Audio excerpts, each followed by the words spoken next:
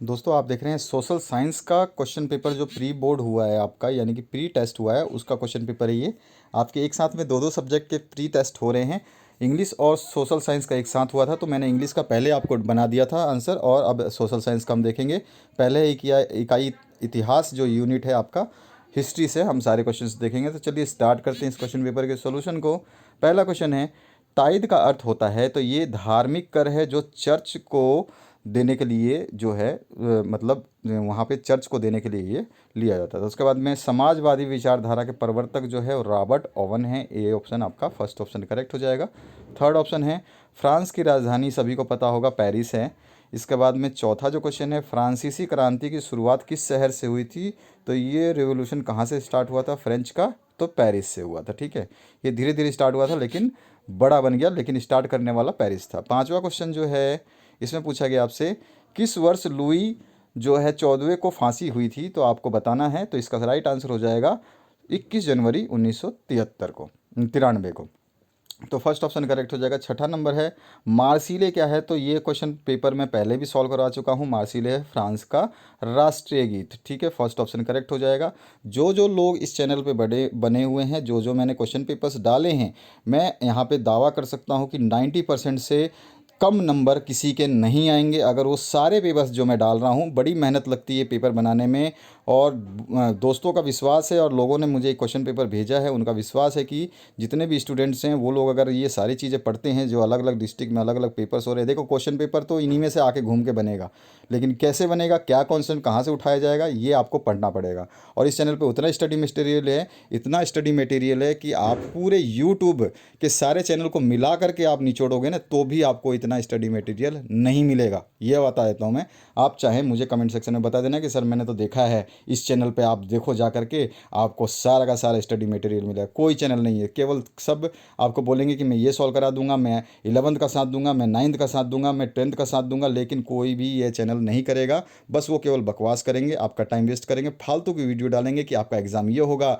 ये पढ़ लो, ये सब्जेक्ट में आएगा। ये सब ऐसे टाइप के लोगों देख करके आप लोग उस वीडियो को भी देखते हो, आपको मज़ा भी आता है। चलो, इस टाइप का वीडियो बनाने का मेरे पास समय नहीं है, और मेरे पास पूरे हिंदुस्तान के बच्चे हैं जो सपोर्ट में रहते हैं, रोज़ाना डिमांड करते हैं कि सर मेरा पेपर बना दो, मेरा पेपर बना दो। मैं सभी का पेपर बनाऊंगा, चिंता करने की ज़रूरत नहीं है। किसी का थोड़ा लेट बनेगा, किसी का थोड़ा जल्दी, लेकिन एग्ज़ाम से पहले सभी के पेपर्स में दे दूंगा। अभी मेरे पास बहुत सारे पेपर्स आ चुके हैं दूसरे बोर्ड से भी, और सभी के मुझे सॉल्व करने हैं, और सभी में एमसीक्यू, टॉप क्लास के एमसीक्यू पूछे जा रहे हैं। और इतना बता रहा हूँ कि जो मैंने पेपर दे दिया, अगर आपने पढ़ा, तो आपको तो फेल होना नहीं है। मतलब आपका फेल वाला तो ऑप्शन ख़त्म हो जाएगा। अब आता है कि आपके नंबर कितने आएंगे, तो नंबर आएंगे उतने जितना आप पढ़ोगे। तो पढ़ते रहिए और नंबर लेते रहिए। तो चलिए अगले क्वेश्चन की बात करते हैं। यहाँ पे अगला जो क्वेश्चन है आपका है, ओलंपस देगूज कौन थी, तो ये ओलंपस देगूज थी, एक तो ये थी क्या थी कि एक अपनी लेखिका थी। ठीक है, लेकिन इन्होंने जब थोड़ा सा आंदोलन छेड़ा था महिलाओं के सपोर्ट में, तो ये क्रांतिकारी महिला हुई, और इनको फिर जो है सज़ा भी हुई। और इनका जो फर्स्ट ऑप्शन ये करेक्ट कर लेंगे आप, क्रांतिकारी महिला। ठीक है, वैसे तो ऑप्शन में राइटर होना चाहिए, जो कि लेखक थी ये, तो वो नहीं है, चित्रकार महिला लिखी है। अगर ये लेखक महिला लिखती तो हम लेखक पे क्लिक कर देते। चलिए कोई नहीं। नेक्स्ट क्वेश्चन की बात करें तो यहाँ पर आपका है, लेनिन कौन था, तो ये बोल्शेविक पार्टी का नेता था। फर्स्ट ऑप्शन आपका करेक्ट हो जाएगा। इसके बाद नेक्स्ट जो क्वेश्चन है इसकी बात करते हैं। आपके सारे पेपर्स मैं अपलोड कर रहा हूँ, सारे पेपर्स, यानी कि आपका ऑलरेडी इंग्लिश में बना चुका हूँ। ठीक है, इंग्लिश बना चुका हूँ, हिंदी बना चुका हूँ, अब आप एसएसटी देख रहे हैं। इसके बाद में साइंस आपको देने वाला हूँ, और मैथ आपको देने वाला हूँ। ये 5 पेपर तो मैं देने वाला हूँ, हो सके तो संस्कृत भी आपको दे दूँ। तो ये सारे पेपर्स पढ़ लेना भैया, बहुत मज़ेदार क्वेश्चंस आ रहे हैं। और वाकई में जब पैटर्न चेंज होता है और पैटर्न आपके लायक हो, तो एमसीक्यू पैटर्न सबसे बेस्ट है। बस इसमें आपको क्या करना पड़ता है, मेहनत करनी पड़ती है, आपको पढ़ना पड़ता है। बस आपको लिखने की ज़रूरत नहीं है, क्योंकि आपको जाके टिक करना है। अगर आपने मेहनत केवल पढ़ने में कर ली तो वो बहुत आसान हो जाएगा। क्वेश्चन नंबर 9 है, 1917 ईस्वी में जारशाही के पतन की घटना को क्या कहते हैं, तो इसको अक्टूबर की क्रांति कहते हैं, अक्टूबर रिवोल्यूशन के नाम से जाना जाता है। 10वां नंबर है, सोवियत किन्हें कहा जाता था, सोवियत रूस के स्थानीय स्वासी संगठन को कहा जाता था। ठीक है, local self organisation of Russia. ठीक है, फर्स्ट ऑप्शन करेक्ट हो जाएगा। अब आते हैं हम भूगोल इकाई सेकंड पे।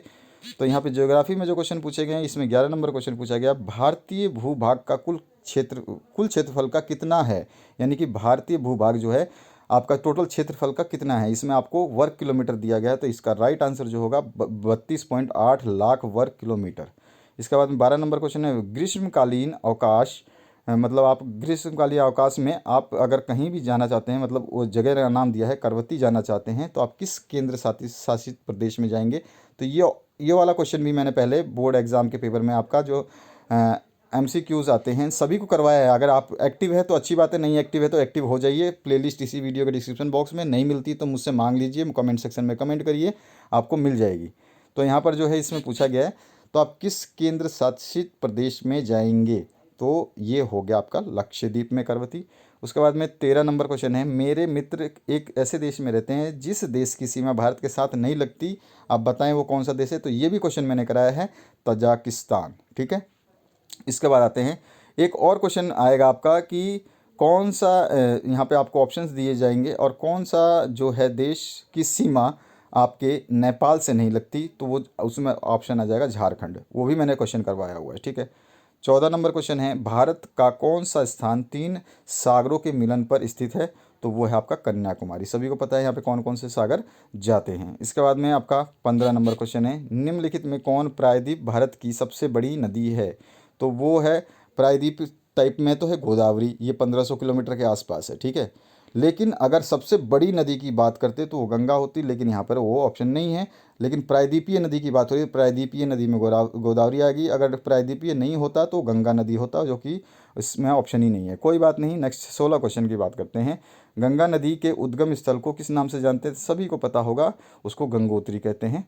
इसके बाद में 17 नंबर क्वेश्चन है, भारत देश किस गोलार्ध में स्थित है, तो भारत उत्तरी पूर्वी में है, तो उत्तरी पूर्वी का ऑप्शन नहीं है, लेकिन उत्तरी है यहाँ पर, तो उत्तरी हम कर देंगे। ठीक है, 18 नंबर है, भारत के मध्य से गुजरने वाली रेखा को हम क्या कहते हैं, ट्रॉपिक कैंसर कहते हैं, कर्क रेखा कहते हैं। इसके बाद में नेक्स्ट जो है 19 नंबर क्वेश्चन, इसमें अरावली और विंध्याचल पहाड़ियों के बीच कौन सा पठार स्थित है, तो मालवा का पठार इनके बीच स्थित है विंध्याचल के बाद में। अब इसके बाद में आपका 20 नंबर है, हिमालय की सबसे बाहरी श्रृंखला क्या है, तो वो है शिवालिक। ठीक है, यहाँ पे आपका चौथा ऑप्शन करेक्ट हो जाएगा। अब अर्थशास्त्र इकोनॉमिक्स की बात करते हैं, निम्न में से कौन से कारक जनसंख्या की गुणवत्ता को बढ़ाते हैं, तो साक्षरता दर, कौशल निर्माण और लोगों का स्वास्थ्य, सब कुछ इसमें शामिल किया जाएगा, तो इनमें से सभी डी ऑप्शन करेक्ट हो जाएगा।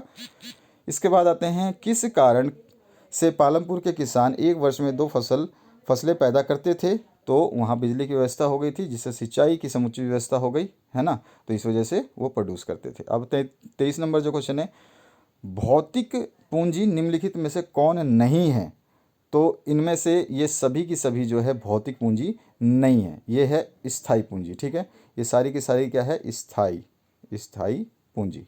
ठीक है, अब आपको ये भौतिक पूंजियों में वो आपके ये सारी की सारी आपकी कौन सी, देखिए इसमें भौतिक निम्न में कौन नहीं है भौतिक पूंजी, तो इनमें से कोई भी नहीं है। ठीक है, ये सारी की सारी क्या है, स्थायी पूंजी, आपको बता दिया मैंने, तो इनमें से कोई नहीं, ऑप्शन आज का सही हो जाएगा।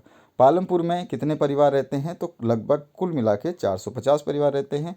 भारतीय ग्रामीण क्षेत्रों में हम किस प्रकार की बेरोजगारी देखते हैं, ग्रामीण क्षेत्रों में जो है मौसमी बेरोजगारी होती है, मौसम के हिसाब से फसल जो उगाई जाती है, बाकी दूसरे मौसम के लिए वो लोग वेट करते हैं, इस तरह का जो है सिस्टम हो जाता है। 26 नंबर है, चना, गेहूँ, जौ आदि किस प्रकार की फसलें हैं, तो सारी फसलें जो सर्दियों में उगाई जाती हैं रबी की फसलें होती हैं, और आपको पता है चना, गेहूँ, जौ आदि जो है ये सर्दियों की फसलें हैं। उसके बाद में 27 नंबर क्वेश्चन है, किस प्रकार की जनसंख्या अर्थव्यवस्था का एक भार, अर्थव्यवस्था पर एक भार है, तो वो जनसंख्या जो अशिक्षित हो और अस्वस्थ हो वो अर्थव्यवस्था पे बहुत ज़्यादा नुकसान करती है।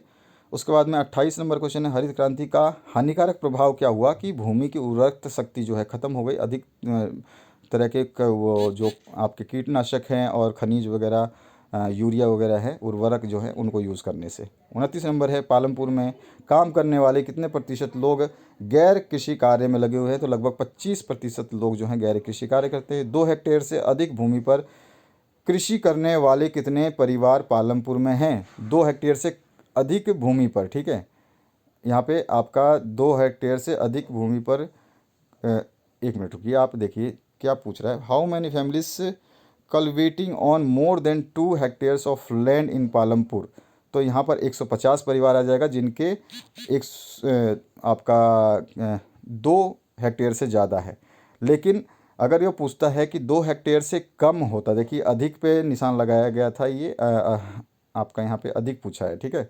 तो हेक्टेयर से अधिक, अगर यहाँ पे अधिक की जगह कम होता तो आपको 240 लिखना है। ये आंसर मैं पहले बता देता हूँ, ठीक है। यहाँ पे ये मिस्टेक था, यहाँ पे कम समझ के कि ये आंसर लगाया गया था, कम में ये आंसर होता है, याद रखना है आपको। इसके बाद नेक्स्ट जो है 4 नंबर नागरिक शास्त्र। इसमें पूछा गया निम्न में से कौन सा देश गैर लोकतांत्रिक देश है, तो वो पाकिस्तान है। उसके बाद में नेक्स्ट जो क्वेश्चन है इसमें पूछा गया आपसे, सरकार का वह रूप जिसमें देश पर लोगों के लिए लोगों द्वारा शासन होता है क्या कहलाता है, तो उसको हम प्रजातंत्र कहते हैं, लोकतंत्र कहते हैं, ठीक है।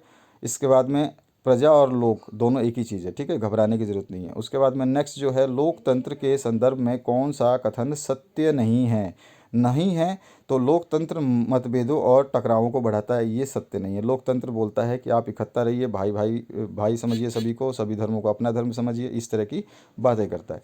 उसके बाद में 34 नंबर जो क्वेश्चन है, लोकतंत्र एक शासन प्रणाली है जिसमें शासकों का चुनाव जो है जनता द्वारा किया जाता है, ठीक है। इसके बाद आते हैं 35 नंबर पे, वह कौन सा देश है जहां महिलाएं मताधिकार से वंचित हैं, तो वो सऊदी अरब है। वहाँ पे महिलाओं को नहीं अधिकार देने वोट करने का।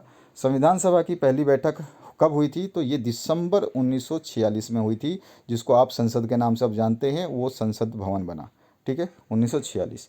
उसके बाद 37 नंबर है, निम्न में कौन मौलिक अधिकार नहीं है, तो व्यक्तिगत कार्य में प्रभाव का उपयोग, ये मौलिक जो है अधिकारों में नहीं शामिल किया गया है। मौलिक अधिकारों में आपको समानता का अधिकार है, स्वतंत्रता का है और धार्मिक स्वतंत्रता का, सभी का अधिकार है। इसके बाद में नेक्स्ट क्वेश्चन की बात करें, संविधान द्वारा किस बुराई को गैर कानूनी नहीं किया जा गया है, तो वो है अंतर्जातीय विवाह, यानी कि आप इंटरकास्ट मैरिज करते हैं, आप किसी से भी मैरिज कर सकते हैं, ये गैर कानूनी भारत सरकार ने या फिर आपके संविधान में गैर कानूनी इसको नहीं ठहराएगा। कि ये नहीं कि आप हिंदू हो और मुसलमान से शादी नहीं कर सकते, आप क्रिश्चियन हो और आप बौद्ध से शादी नहीं कर सकते, आप पंजाबी हो और हिंदू से शादी नहीं कर सकते, ऐसा नियम नहीं है, ठीक है। इसके बाद आते हैं हम नेक्स्ट क्वेश्चन में, विश्व का सबसे बड़ा एक लिखित संविधान किस देश का है, तो सबसे बड़ा लिखित संविधान भारत का है। बहुत, इसकी बुक देखोगे तो आपके रोंगटे खड़े हो जाएंगे, भारत का संविधान, ठीक है। और 40 नंबर जो क्वेश्चन है, भारत में राज्य का सर्वोच्च प्रधान यानी कि कौन होता है, तो वो राज्य का सर्वोच्च प्रधान जिसको माना जाता है वो होता है राष्ट्रपति, इसी के ऑर्डर चलते हैं, ठीक है। तो ये भी आपको ध्यान रखना है, जो भी आपके अटैक्स के ऑर्डर दिए जाएंगे वो राष्ट्रपति के द्वारा ही संचालित किए जाते हैं, ठीक है। इनके द्वारा प्रधानमंत्री की कोई भी चीज़ नहीं चलेगी, ठीक है। तो ये हो गया आपका पूरा का पूरा 40 नंबर के सोल्यूशन। अगर फिर भी आपको किसी भी क्वेश्चन में डाउट है तो आप हमारे को MCQ का आंसर बिल्कुल बता सकते हैं, आपका वेलकम है और आपका वेट भी रहता है हमेशा कमेंट का। तो कमेंट कीजिए, कोई भी दिक्कत है, डाउट है तो आपके लिए हम हमेशा प्रेजेंट है। वो चीज़ें पढ़ते रहिए जो आपको यहाँ पे अवेलेबल कराई जा रही है। 90% स्कोर कहीं नहीं जाएगा, ये हम लिख के देते हैं। तो आशा करता हूँ इस वीडियो से आप लोगों को संतुष्टि मिली होगी और अपने और सब्जेक्ट के वीडियोस देखने के लिए प्लेलिस्ट देख सकते हैं। नहीं मिलती प्लेलिस्ट तो कमेंट कर सकते हैं, सारी की सारी प्लेलिस्ट मैं 9 से लेकर 12 क्लास तक की एक साथ में भेज दूंगा आपको। आपको 9th की देखनी है 9th की देखिए, 10th की देखनी है 10th की देखिए। आपके भाई बहन जो भी हैं, अगर बड़े हैं तो उनको दे दीजिए और छोटे हैं तो उनको दे दीजिए, दोनों को काम आएगा, क्योंकि ये 9th से लेकर के 12th तक के सारे पेपर्स को कवर कर रहा है, ठीक है। तो आशा करता हूँ इस वीडियो से आप लोगों को हेल्प मिलेगी। और आने वाले समय में 8th के बच्चे जो हैं वो भी वेट कर रहे हैं, उनके मॉडल पेपर्स जारी होने वाले हैं, तो उनको भी हम सॉल्व करके दिखाएंगे। बहुत सारे स्टूडेंट्स हैं, हर जगह से कमेंट हो रहा है, क्यों कमेंट हो रहा है, इसका रीज़न ये है कि साफ साफ शब्दों में बताऊँ तो स्टडी मटेरियल पर हम ध्यान देते हैं, फालतू की न्यूज़ पे नहीं। जो न्यूज़ जब तक आपके लिए कुछ इंपॉर्टेंट नहीं होगा तब तक हम कोई भी ऐसा अखबार की कटिंग लेके नहीं चिपकाएंगे, ध्यान रखना। तो आशा करता हूँ इस वीडियो से आप लोगों को हेल्प मिली होगी। Thank you very much, have a good day.